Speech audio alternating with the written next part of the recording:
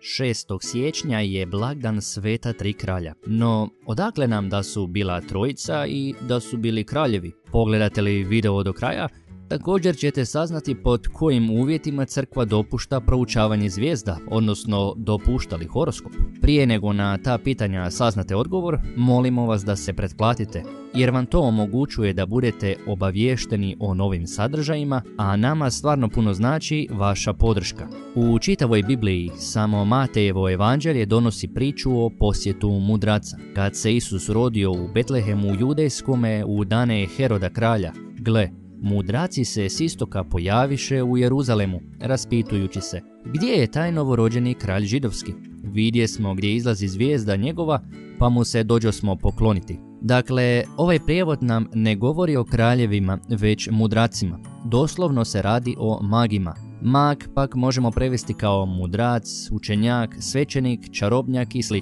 Također, u samome tekstu nema ničega što bi navelo na zaključak da su oni bili kraljevi ili da su vladali nekom zemljom. Razlog zbog kojeg se umjesto riječi mudrac često koristi riječ kralj leži u tome da starozavjetni prorok Izaija, kao i psalmi, govore o Mesiji, židovskom kralju, pred kojim će se pokloniti sve zemlje i svi kraljevi. No pisac evanđelja vjerojatno nije imao na umu ta proroštva, jer bi inače jednostavno napisao da su došli kraljevi. Što je onda pisac htio reći? Na to je gotovo nemoguće dati pouzdan odgovor. Obično se drži da kraljevi predstavljaju poganske narode, te da su i oni pozvani u kraljevstvo Božje, da ga i oni mogu prepoznati, makar ne bili upoznati sa Starim zavjetom. Kraće rečeno, Isus je došao radi svih ljudi. Sljedeće je pitanje broj tih mudraca. Evanđelist i o tome šuti.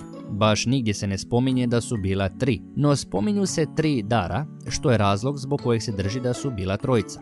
Unatoč tome što ne znamo koliko je mudraca bilo, znamo sva njihova imena.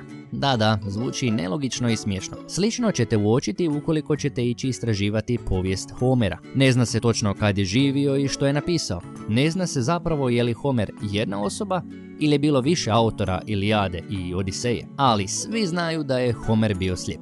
Tako i mi. Ne znamo koliko je bilo mudraca, ali znamo njihova imena.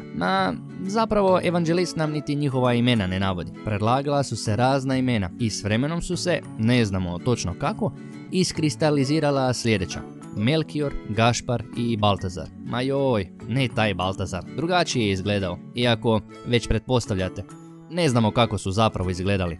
Na primjeru Sveta Tri kralja se zapravo pokazuje koliko tradicija, umjetnost, puk, pa čak i sekte i apokrifna evanđelja imaju snažnu i važnu ulogu u razvijanju teološke misli i kršćanske vjere. Naime, imena i izgled su, strogo govoreći, izmišljeni i vjerojatno netočni. Razne crkve i kršćanski krajevi i tradicije predlagala su razna imena. Neki su govorili da je bilo čak 12 mudraca. Bilo kako bilo, imena koja su danas prihvaćena bogata su simbolikom. Tako Melkior znači kralj svjetla, Gašpar znači rizničar, a Baltazar bog štiti njegov život. Izgledaju ovako. Melkior je najstariji, Baltazar je zreo muškarac, a Gašpar je mladić. Na taj način oni personificiraju 3 razdoblja čovjekova života. Iako znamo da mudraci dolaze s istoka, prikazuje ih se kao ljude s različitom bojom kože i kao ljude koji dolaze iz različitih mjesta. Tako Melkior predstavlja Europu, Baltazar Afriku, a Gašpar Aziju. 3 tada poznata kontinenta i, što se prvih kršćana tiče, cijeli svijet. Svime se time potvrđuje poruka da je Isus došao za ljude svih dobi i svih mjesta. Objasnimo sada simboliku darova. Za njih zbilja znamo da su bila 3 i točno znamo koji. Neki smatraju da sva 3 dara simboliziraju da je Isus kralj. Zlato kao vrijednost, tamjan kao miris i smirna kao ulje posvećenja. Origen nudi jedan drugačiji i malo detaljniji pogled koji je rašireniji u pučkoj pobožnosti. Zlato govori da je Isus kralj, smirna pak znači da je Isus čovjek, jer se koristila kod ukopa, te samim time nagovještava Isusovu smrt. A tamjan simbolizira da je Isus Bog, jer se dim uzdiže u nebo, simbol za mjesto gdje se Bog nalazi. Na kraju se još valja dotaknuti zvijezde i astrologije, odnosno horoskopa. Mudraci su pratili takozvanu betlehemsku zvijezdu. Kogod je od vas ikad pratio neku zvijezdu, zna da je nemoguće da mu ona pokaže točno gdje je neka kuća, pogotovo ako su pored još neke druge kuće. Iako je bilo pokušaja da se otkrije o kojoj se zvijezdi radi, sve upućuje na to da se radi o nekoj simbolici. Tako će Ivan Zlatousti govoriti da je zvijezda išla pred kraljevima i spustila se baš iznad Isusove glavice. Dakle, očito se ne radi o pravoj zvijezdi jer su zvijezde u biti poput sunca, ogromne i vrlo vruće vatrene kugle.